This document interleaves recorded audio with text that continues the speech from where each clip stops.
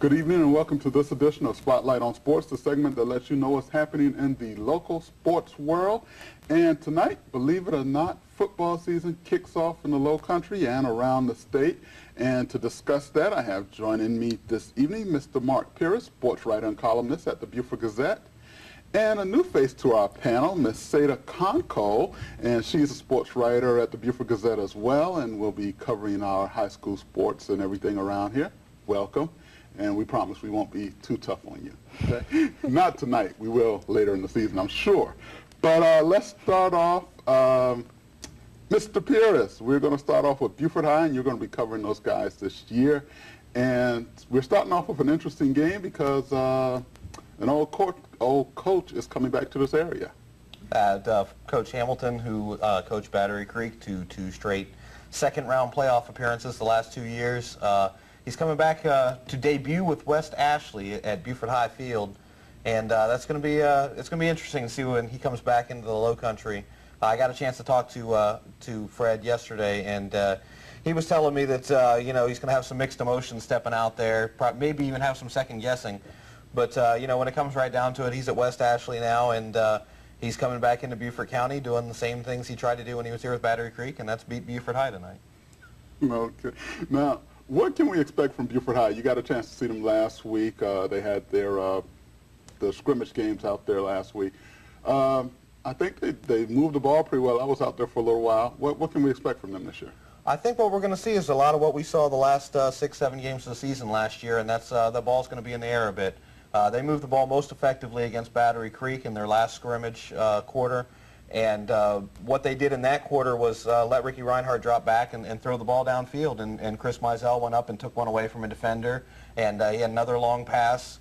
I think he ended up with 3 passes of 40 or more yards in the scrimmage, the four-quarter scrimmage. So it obviously looks like they're going to be most effective when they're moving the ball in the air and then breaking it up with the running game, as opposed to what we've seen in the past from Beaufort High, which is run up the middle for 3 straight downs and then punt.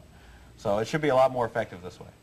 Now, you know, I said I wasn't going to bring this up, but there again, I read your column Tuesday night in Tuesday's paper, and you went out and made some predictions. And now some of them, you know, easy, we can kind of see, and some of them, I don't know. Now, you're picking Beaufort High to finish pretty good this year.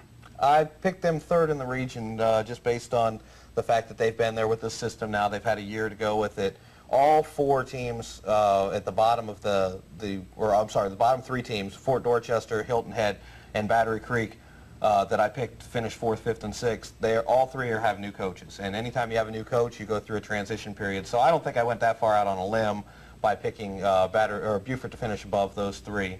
Fort Dorchester has a lot of talent. They had a lot of talent last year, and it didn't come around for them. They are probably the biggest wild card in that. They're a Big 16 team. They're a good team. It's just a matter of how that talent shakes out for them this year. Okay. And now, Seda, you're going to be covering Battery Creek a lot this year. And tonight, the Dolphins start off on the road. They go to James Island. What can we expect in that game? Well, there's obviously a lot of pressure on first-year coach Andy Smith coming into a program that's been successful. He definitely wants a big win, and they haven't won their first game since 1998. Battery Creek hasn't. So coincidentally, that was also against James Island that they beat. So going in there tonight, from what I've been told from the coach, things are looking well with each practice. Tramel Klein said that he and quarterback Morris are gelling all the more and more, that the confidence is coming behind Morris's throws, and the rest of the team is coming together well. They're getting in shape. They're getting down what the coach asks of them. So I'm expecting it'll be an anticipated win. Now, we're going to see, now last year Battery Creek was mostly in the air. Are they changing that up a little bit? Because I know they lost some key personnel. Are they going to be running this year? Are they going to be passing? Because I know Tramel is going to want the ball. So what can we expect from them, their offense? Well, he obviously doesn't have Colin Draps anymore, throwing him a very accurate throw with the graduation and whatnot. But even though that Morris is a newer quarterback, in the beginning of the season we can expect not as many passes, but Coach Smith does hope that as the season goes on, as practices become more and more games and weeks turn into a month, that there will be more air time with the pass. Okay.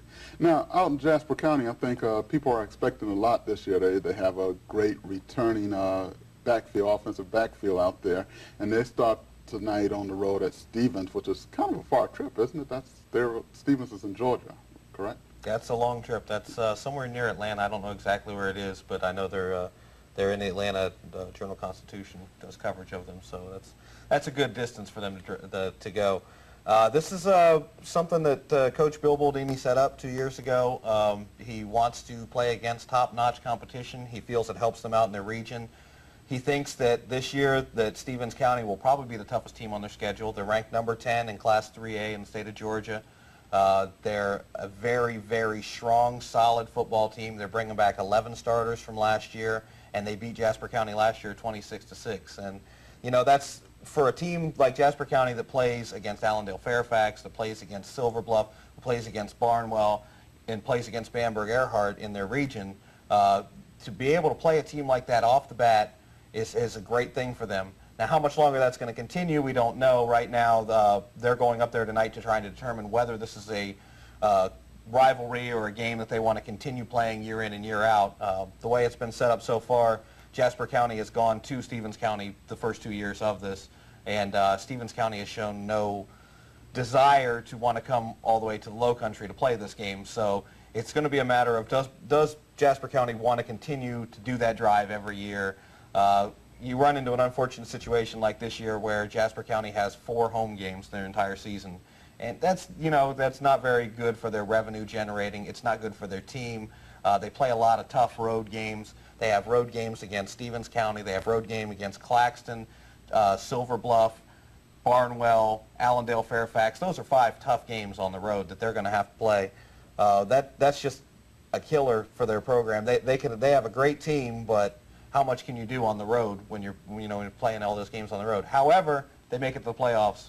That's a huge benefit for them because road games in the playoffs are the toughest things to win. That's true. And also out in Jasper County, Thomas Hayward, they're going to have some new faces out there this year, but they're starting off pretty tough tonight because they have to go on the road to Orangeburg Prep. Yes, they actually started their season last week. They were in Florence, and unfortunately they lost. But Orangeburg Prep also lost their season opener. So going into this game, I talked with the coach, and he is very pleased with how Leon Etheridge is doing, the quarterback. And also with new addition Dorian Capers, transferred from Battery Creek, there are also higher expectations there to see what he's going to be doing for Thomas Hayward. Okay, so a lot of interesting games tonight. I know Hilton Head High School also, they've got a tough one. Tim Singleton's going to have a tough road trip up there to Stratford, who's always right up there in the top of South Carolina football.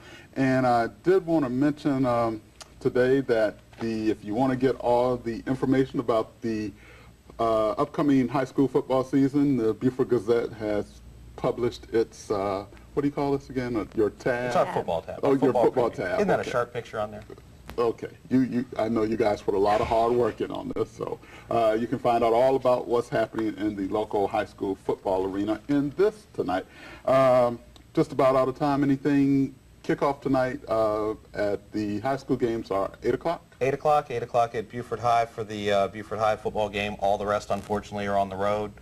Tim Singleton, Juan Singleton, is there any relation? No relation. We know each other. We're friends. And see, we're almost out of time, but I got to bring up something about your shirt because, Jeff's not here today. Jeff's out playing golf today, but, Jeff had to... How many of these do you have in the closet, man? This is the last one, okay. But I figured maybe we could put the weather map on it if we were bored. Okay. All right. I want to thank you guys for coming in this evening, Thanks and we'll for having see us. you at the football games tonight. Thank you. Coming up next, it's